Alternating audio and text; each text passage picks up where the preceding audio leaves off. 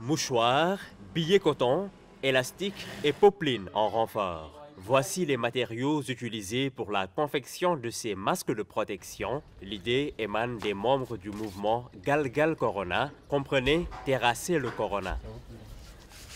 Notre objectif, c'est de faire de notre mieux pour que la population puisse bénéficier gratuitement de masques afin qu'on puisse contribuer à la lutte contre le virus, contre la pandémie qui est en train de frapper pratiquement tous les pays du monde.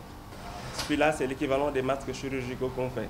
Bon, ce n'est pas exactement la même qualité que les masques chirurgicaux parce qu'en termes de confection de masques, c'est très complexe. Les trous qu'il y a dans les masques, ça doit être calibré. Bon, on n'est pas des professionnels, mais on essaie d'imiter pour que les gens puissent avoir les mêmes masques à peu près que les masques qu'ont les médecins.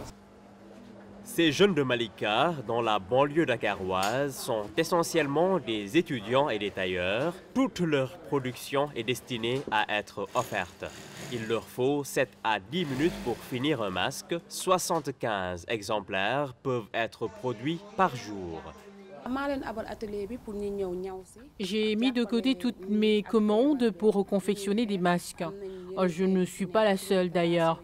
Beaucoup d'autres tailleurs ont fait la même chose que moi. C'est notre contribution.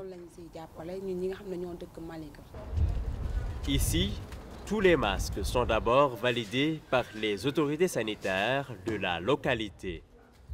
Oui, effectivement, sans danger pour la société parce qu'il n'y a pas de risque de contamination.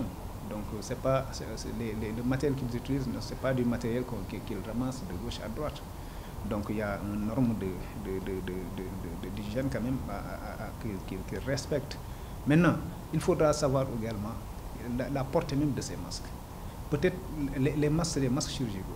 Les masques chirurgicaux, c'est confectionné pour la personne, pour protéger son autrui. Donc celui qui tousse ou qui éternue, c'est lui-même qui doit mettre ces masques-là pour limiter en tout cas la propagation du virus lors de l'éternuement ou de la toux sur une distance de 1 mètre qui est utilisée.